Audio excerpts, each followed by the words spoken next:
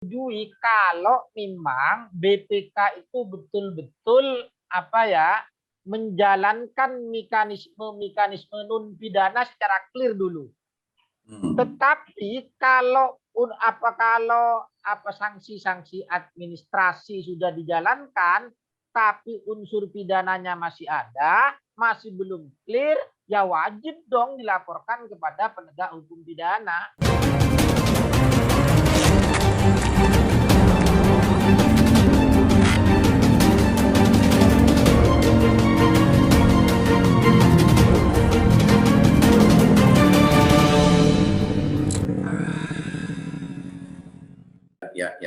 Ya kan?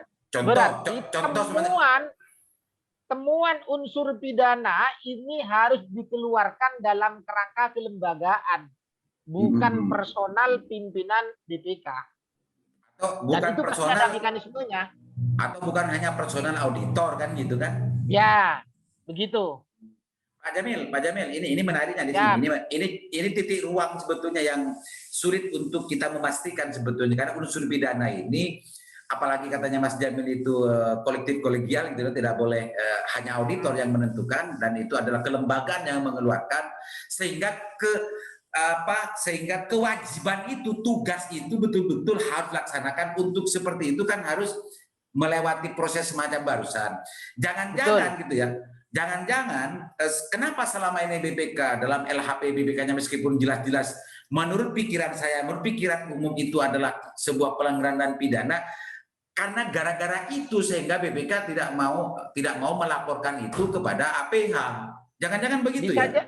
Bisa jadi secara kelembagaan mereka belum menemukan unsur pidananya, meskipun kata banyak orang ada unsur pidananya. Tetapi mereka kemudian tidak memproses secara kelembagaan, sehingga tidak ada dasar formil yang bisa digunakan oleh BPK untuk melaporkan ke aparat penegak hukum. Oh, oke. Itu pasal 8 tentang masalah tugas. Itu klausulnya kan menemukan unsur pidana. Kalau bicara unsur pidana itu, menemukan unsur pidana itu paling lambat 1 bulan, pikiran saya, pengertian saya, itu tidak menunggu selesainya pemeriksaan terhadap sebuah objek yang diperiksa. Menurut saya kan begitu Pak Jamil, karena klausulnya bunyi seperti tadi. Ya, yang penting ada unsur-unsur pidana yang ditemukan di situ. Tetapi saya yakin BPK itu akan melakukan pengkajian ketika pemeriksaan itu sudah selesai. Nggak mungkin di tengah-tengah. Ya. Contoh ini tafsir yang saya minta dari Pak Jamil. Contoh, dalam pemeriksaan auditor menemukan sesuatu yang jelas-jelas fiktif. Ini kan pidana Pak Jamil. Kan pidana kan? Fiktif. Kalau bicara masalah ghibah atau bicara yang lain-lain jelas-jelas fiktif gitu lah. Mestinya kalau memakai pasal 8 tentang tugas BPK, sejak itu sebetulnya sudah dihitung kewajiban dari BPK sampai 1 bulan untuk melaporkan itu kan. Kalau sudah jelas-jelas fiktif gitu loh. Masa itu masih harus menunggu selesainya pemeriksaan Pak Jamil? Saya pikir temuan itu harus kemudian dikaji secara matang di kelembagaan BPK itu sendiri. Nggak bisa hasil pemeriksaan di lapangan, asumsi perorangan di auditor, kemudian jadi dasar formil untuk melaporkan ke kepolisian. Menurut saya, kalau memang ada auditor yang mencurigai ada indikasi tindak pidana, maka harus dibawa dalam kajian kelembagaan. Sehingga itu adalah temuan-temuan lembaga BPK. Ini loh, BPK menemukan unsur pidana, sehingga itu dibawa ke aparat penegak hukum. Begitu saya pikir. Nah, kalau itu sebetulnya ada di peraturannya peraturan BPK yang nomor 2, Pak Jamil. Yang saya ingat itu, kalau objek atau pejabat yang diaudit atau diperiksa tidak menindaklanjuti temuan dari BPK dan pejabat itu atau objek yang diperiksa itu tidak menindaklanjuti paling lambat 60 hari, itu justru yang apa namanya, yang BPK harus dapat gitu ya, dapat atau gimana ya, itu ke APH begitu, beda lagi dengan pasal 8. Kalau itu kan sudah selesai pemeriksaannya. Kalau klausul yang barusan saya bacakan ini ada di peraturan BPK-nya yang seperti itu. Kalau yang pasal 8 ini sebetulnya kan tidak harus menunggu selesainya pemeriksaan. Lah, tapi kan ini kelembagaan, temuan itu harus formil dari kelembagaan, nggak bisa perorangan. Satu orang melaporkan satu auditor menemukan unsur tindak pidana, kemudian langsung bisa mewakili kelembagaan, ini bisa kemudian ruwet lembaganya nanti. Iya. Saya akan pasti cari. Ada mekanisme kelembagaan di internal, pasti ada mekanisme. Saya yakin itu.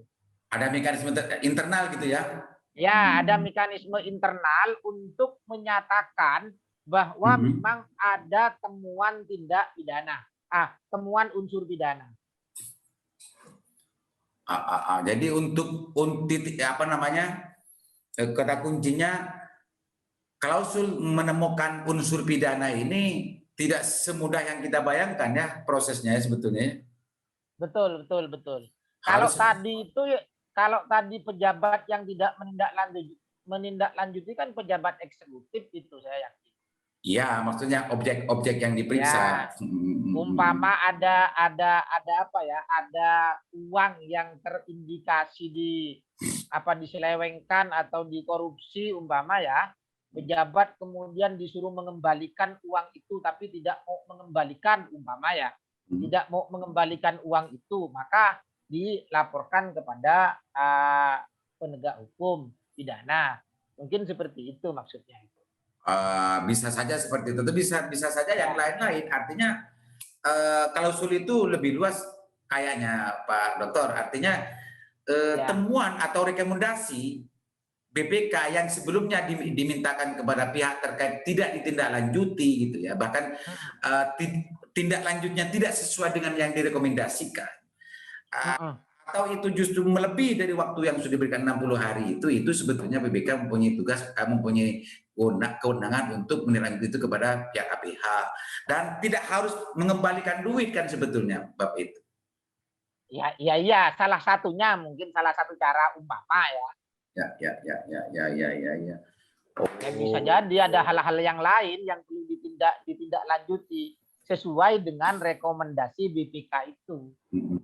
Memang gini Pak Jamil, saya itu sebetulnya belum pernah mendengar, belum pernah membaca bahwa laporan hasil pemeriksaan LHP BPK itu sebetulnya ada yang justru dilaporkan kepada APH, meskipun banyak itu yang sudah menjadi kasus pidana. Kalau saya begini, Mas Aliman, persoalan seperti ini BPK itu kan bisa jadi ya alat atau lembaga negara yang bertindak secara preventif, ya, pencegahan tindak pidana. Sehingga kalau ada temuan tindak pidana, selama kemudian masih bisa diselesaikan secara restoratif justice umpama, ya silakan diselesaikan, nggak usah terlalu terburu-buru kepada penegak hukum pidana, saya pikir. Oh, itu seperti itu. Itu kan bisa masuk ke dalam urusan masukan dan pendapat dari Mas Jamil ketika melihat itu. Kalau melihat dari tugas pasal 8 itu tadi, ini kan pengabaian. Kalau sudah jelas-jelas menemukan unsur pidana tidak dilaporkan, kan justru mengabaikan tugas, Pak Jamil.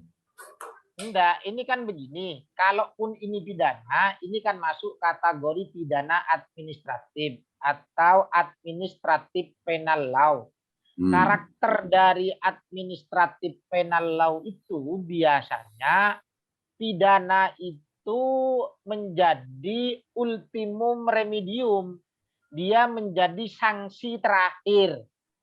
Kalau kemudian sudah ada mekanisme-mekanisme yang bisa diselesaikan sebelum dilakukan pemeriksaan secara pidana, secara proses pidana, ya sudah selesaikan dengan cara-cara non pidana dulu gitu. Gini Pak Jamil. Pasal 8 itu kan jelas, pengertiannya seperti yang Pak Jamil tadi utarakan gitu kan. Kalau memakai mekanisme ini, apakah itu tidak termasuk justru pengabaian terhadap tugas yang sebetulnya diberikan oleh undang-undang terhadap BPK? Nah, makanya harus ada mekanisme itu, saya pikir mekanisme secara legal kelembagaan bahwa itu ada temuan pidana begitu. Ya. Pak, oke. Tetapi kalau saya melihat kan begini, di pasal 8 itu ya, di pasal 8 itu urutannya itu kan setelah dilaporkan kepada DPR, DPRD, kan begitu kayaknya itu. Kepada gubernur, pemeriksaan itu baru kemudian pidananya. Oh bukan, kalau yang itu kan ini belum bicara tentang masalah soal mekanisme pemeriksaan dan alur pemeriksaan sebetulnya, masih bicara tentang masalah tugas BPK, tugas BPK-nya sebetulnya. Kalau itu kan mekanisme SOP pemeriksaan yang sebetulnya yang diatur oleh undang-undangnya. Pak Jamil. Kayaknya kalau saya melihat pasal 8 itu tidak berdiri sendiri. Karena ayat 8 ya, ayat 8 ya. Pasal 8 ayat 3. Pasal 8 ayat 3 itu tidak berdiri sendiri. Dia masih dalam lingkup pasal 8 itu sendiri. Sedangkan di ayat 1-nya, ayat 2-nya kan tidak menyinggung pidana itu kan. Oh, enggak. Nah, justru ayat satunya begini, biar paradigmatis. Ayat satunya begini.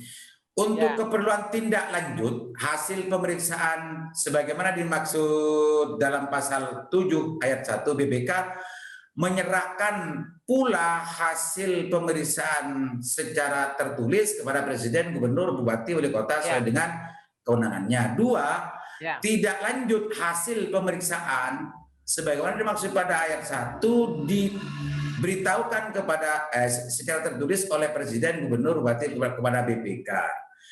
3, apabila dalam pemeriksaan ditemukan unsur pidana tadi itu. Ya. Makanya kalau kemudian kita lihat secara terjemahan sistematik lah, sepertinya itu memang tidak berdiri sendiri ayat 3 itu gitu loh. Tetapi memang kalau sudah apa yang ada di pasal 7, kemudian ayat 1, ayat 2 di pasal 8, itu sudah dilakukan semua termasuk mekanisme non pidana. Jadi memang ultimum remedium pidana itu. Ya. Oke. Itu pendapatnya Mbak Jamil ya. Tafsir saya seperti itu. Kalau kemudian kita lihat secara sistematik susunan pasalnya, seandainya pasal ayat 3 itu adalah terpisah, dia pasti jadi pasal sendiri. Tidak digabungkan dalam pasal 8. Makanya dia jadi ayat gitu loh. Iya. Oke. Pak Jamil. Siap. Sehingga Pak Jamil memaklumi ketika sampai hari ini kita jarang mendengar, bahkan tidak mendengar, tidak membaca, tidak pernah melihat gitu ya bahwa BPK dari hasil temuannya tidak melaporkan langsung sendiri kepada APH. Meskipun banyak sekali dari hasil pertemuan itu justru menjadi kasus pidana seperti di Jawa Timur, B2SM dan lain-lain itu. Saya bukan hanya memaklumi tapi juga menyetujui kalau memang BPK itu betul-betul menjalankan mekanisme non pidana secara clear dulu. Tetapi kalau sanksi-sanksi administrasi sudah dijalankan, tapi unsur pidananya masih ada, masih belum clear, ya wajib dong dilaporkan kepada penegak hukum pidana. Temuan itu. Tetapi kalau temuan itu masih bisa dilakukan secara restoratif, umpama ya, dengan mekanisme pengembalian uang, dengan mekanisme apa gitu loh. Tidak usah mensanksi badan. Kalau pidana kan mensanksi badan kan, karena ya, badannya yang dipenjara gitu loh. Tanpa harus mensanksi badan, tetapi ada mekanisme lain yang bisa mengembalikan kerugian negara tidak dirugikan umpama, ya menurut saya lebih sepakat itu. Penjara biar tidak sesak lah. Tapi kan gini, Pak Jamil, sudonnya kan begini. Jangan-jangan, kenapa saya membahas masalah ini? Jangan-jangan gitu, jangan-jangan. Karena meskipun BPK itu juga, auditor BPK itu juga bukan malaikat, Pak Jamil. Justru ruang ini dijadikan salah satu ruang gelap gitu loh, Pak Jamil. Ruang gelap, dan tugasnya mengabaikan tugasnya sendiri yang menurut Pak Jamil tadi, kalau tugas ini adalah tugas melekat, meskipun menemukan unsur pidana, ini tidak dilakukan untuk melaporkan ke KPH karena ini menjadi ruang gelap. Nah itu seudonnya Pak Jamil. Meskipun Pak Jamil itu tuh